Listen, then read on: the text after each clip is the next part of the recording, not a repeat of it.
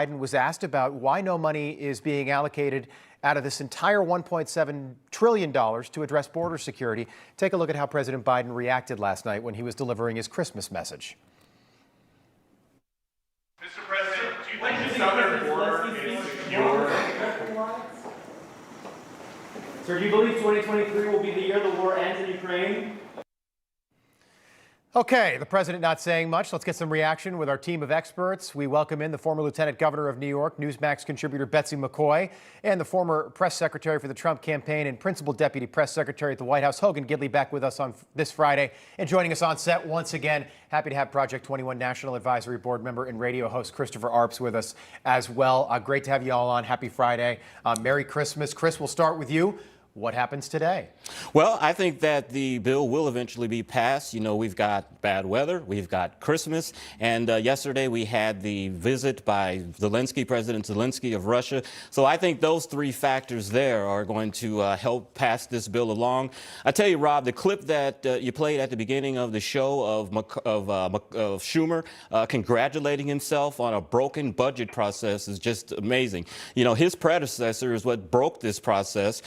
Basically, we have a budget every year that is negotiated by 4 people. It's thousands of pages, and the members have little time to vote on it. This is a travesty, not something to be congratulating yourself over. Betsy, 68% of the Senate voting for this. That says something. It looks like everybody wants to get home for the holiday. That's what it looks like with this storm. That's right, but looming. it is a disgrace, not only because of the process, just a couple of people in a room instead of, we sent 535 members to the 2 houses of Congress, and most of them passed these bills without ever reading them or participating in their in the drafting of these bills in any way. No decision making by most members of Congress. That means we're being governed by an oligarchy, not by a representative democracy.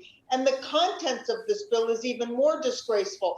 A federal monument, a huge building in San Francisco dedicated to Nancy Pelosi, with Speaker Nancy Pelosi's name over the top of it. Billions of dollars to sanctuary cities to feed and clothe illegals, but nothing to secure the southern border.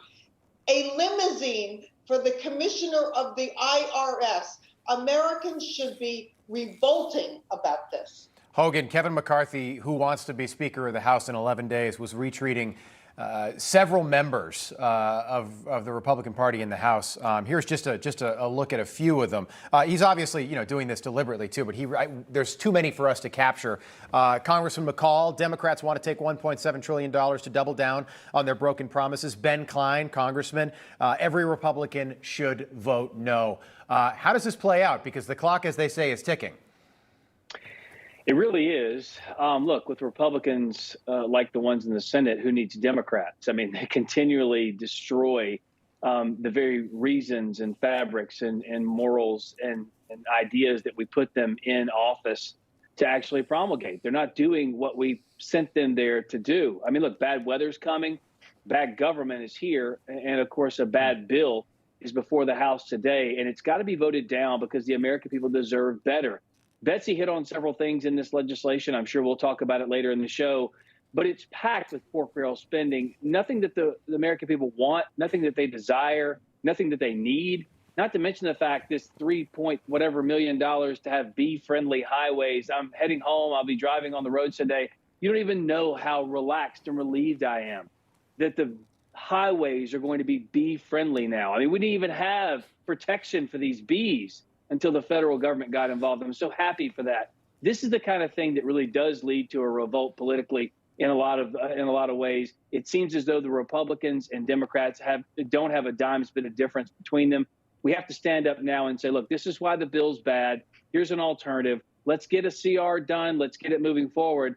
But I think we're heading toward either a late night or a potential shutdown of the government at midnight tonight. Yeah, and Betsy, we know that usually, it's not uncommon for, as Hogan said, a CR, a continuing resolution, to be passed in the House to kind of kick the can down the road because we've got a new Republican Congress set to take over January 3rd, 11 days away. Could that happen today? Yes, and I feel personally, and I think most Americans should feel, very betrayed by Mitch McConnell who pushed enough Republicans to go along with this bill in the Senate to get it over the finish line.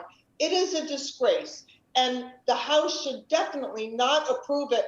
And I'm glad to see the big fight over who's going to be House Speaker, because more members of Congress, junior members and senior members, should be fighting to participate in the actual lawmaking rather than sitting there twiddling their thumbs and doing nothing for 2 years while just a handful of people at the top of the hierarchy make all the decisions. That's not what Americans want.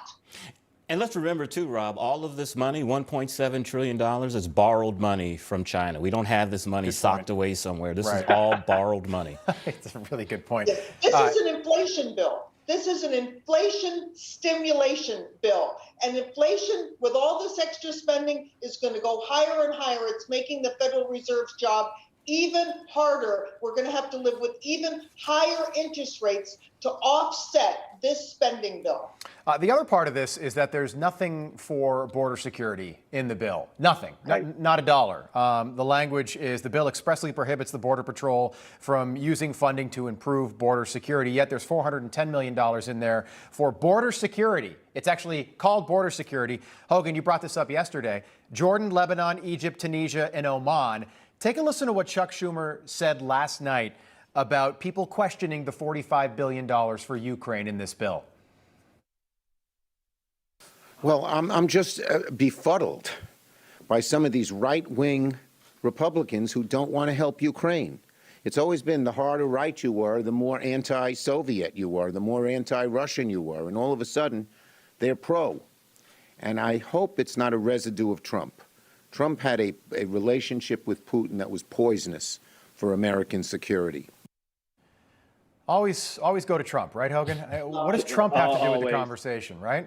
Well, look, there's so much wrong with that, but you could have just as easily played a clip of Mitch McConnell saying, hey, the most important thing to all Republicans is the war in Ukraine, which, of course, isn't true either.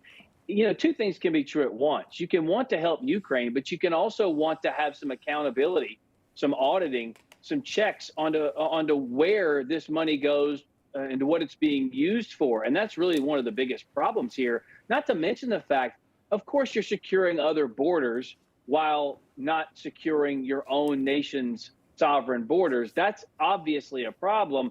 But to not be able to address this in rational, reasonable, responsible ways, either on the right or the left, is ridiculous. Because Ukraine has problems, no question. Russia's on the move, understandably. We need to step up and do what we need to do.